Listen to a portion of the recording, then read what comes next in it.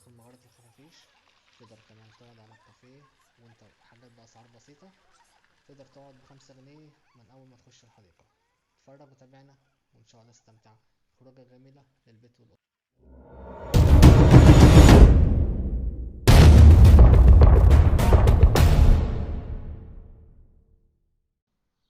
السلام عليكم ورحمة الله. حلقة جديدة وخفيفة على القلب إن شاء الله.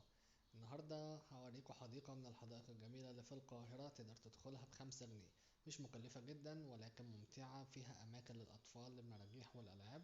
تقدر تقعد على البحيرة وانت قاعد بتأكل السمك وتأكل البجع اللي قدامك أو البط. تمام زي ما احنا قاعدين كده. الشاي والقهوة والكلام دوت كلها الحاجة فيها بأسعار معقولة. تقدر تقعد براحتك. تقدر تجيب من بره الأكل بتاعك وانت جاي. تعمل سندوتشات للأطفال، تعمل سندوتشات البيت كله، وتيجوا كأسرة وتقعدوا. المكان جو حلو جدا. الكافيه تقعد على البحيرة زي ما انت شايف كده. تبقى قدامك وفوقك الشمسية عشان لو في شمس أو حاجة أو ايه الجو حر ساعتها. تتبسط.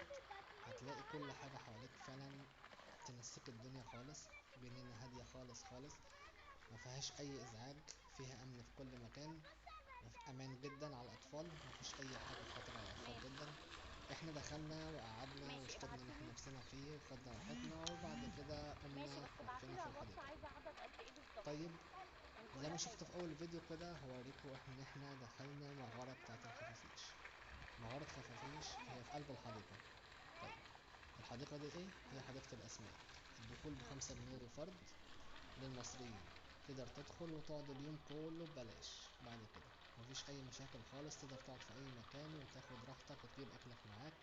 تجيب مشروبك معاك. تعمل اللي انت عايزه. وفي زي ما قلنا في الاول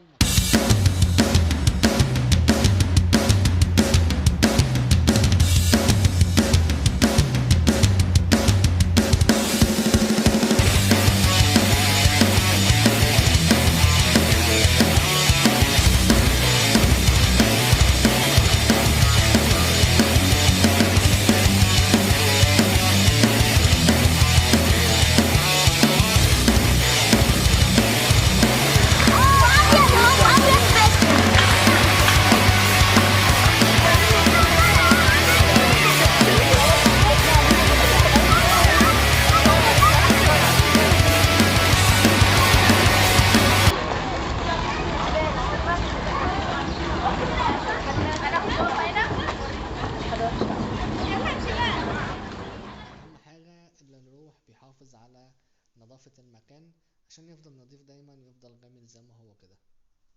فيها شوية أشجار جميلة جدا. الحديقة عبارة عن كهوف كتيرة جنب بعضها. فيها أسماك ولكن بنسبة قليلة. زمان كانت الحديقة مليانة فعلا بشوية أسماك جميلة وكانت فيها حاجات نوادر. هتشوف النوادر دي بس للأسف هي معادتش زي الأول في الموضوع دوت. هحكي لكم دلوقتي أول ما نوصل للحاجة واسيبكم تستمتعوا شوية واحنا ماشيين واحنا رايحين ايه للمغارة بتاعت الخفافيش وللأسماك والحاجات المحنطات اللي احنا هنتفرج عليها مع بعض.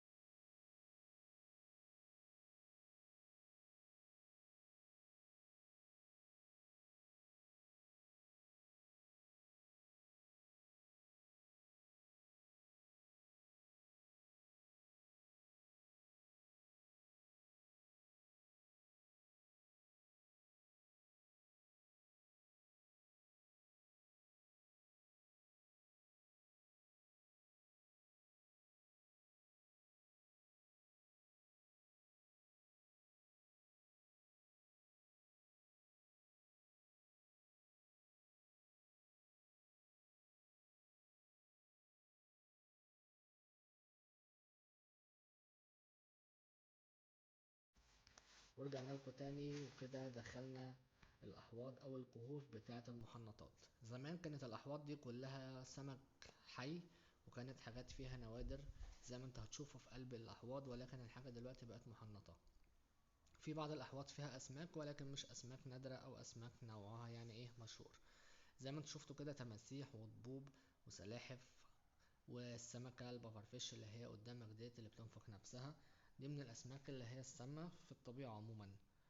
الحديقة جوها جميل ممتع جدا، تقدر تستمتع بيها انت واطفالك، وبجد بجد مش هتندم ان انت رحتها وهيتبسطوا جدا. كده اول ما بنخش بتلاقي بقى الخفافيش بالمنظر دوت. سيبكوا تسمعوا الصوت وبعدين ارجع لكم تاني.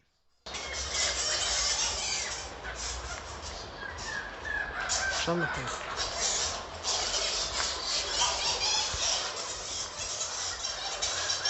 رجعت لكم تاني. شايفين كل الاسود اللي انتوا شايفينه في السقف ده، الحاجات اللي عماله تطير دي، كل دي خفافيش حقيقي.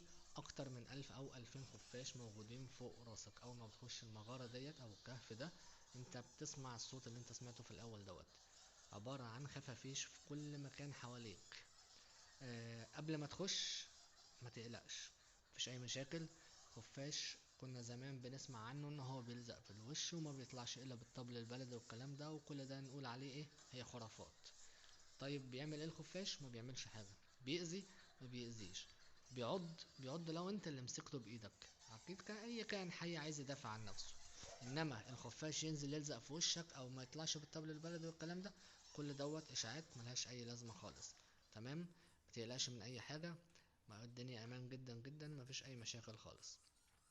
طيب الخفافيش دي بتتغذى على ايه؟ احنا عندنا في مصر 3 انواع.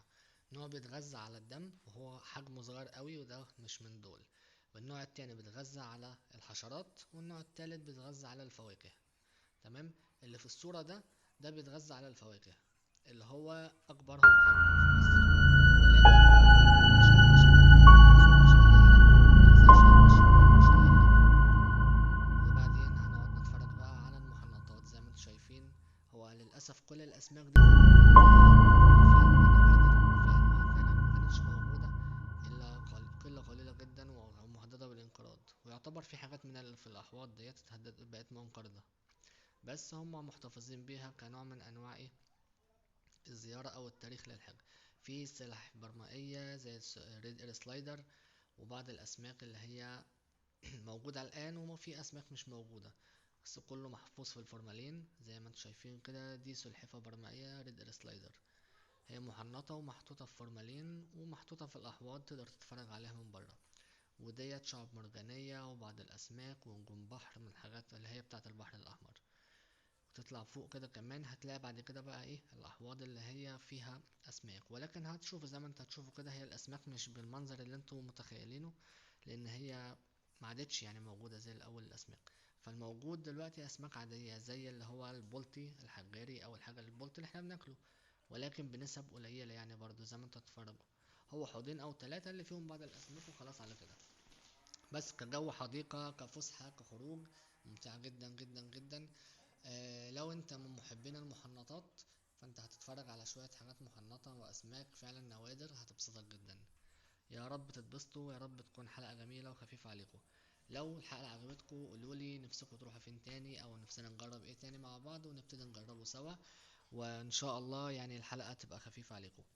دي بعض الاسماك اللي هي زي ما انت قلتلكوا دي الحقيقة في الاحواض. هو بس للاسف مفيش رعاية. لو فعلا يهتموا بالحديقة دي من ناحية الاسماك الزينة، وان هي تبقى فيها رعاية اكتر ويجيبوا انواع كويسة او يستوردوا انواع زي ما بنشوف بره، او مثلا متحف الاسماك اللي في حديقة اللي في اسكندرية، فعلا الحديقة دي هتتحول زي ما كانت زمان بجد. بس اتمنى تكون عجبتكم الحلقة، ويا رب ما يقطع لنا عادة ان شاء الله، وان شاء الله ما تاخرش عليكم في حلقات تانية. لو في دماغكم افكار او حلقات تانية قولولي في التعليقات نفسكم نروح فين، نعمل ايه، او نصور ايه، او نتكلم عن ايه، ونتبسط مع بعضنا. وانا اتشرفت طبعا بكل واحد تابعني على الحلقة على القناة، ويا رب تكونوا مبسوطين. والسلام عليكم ورحمة الله. اسيبكم بقى جزء خفيف كده مع شوية الخفافيش اللي قدامكم، واشوفكم في حلقة جديدة.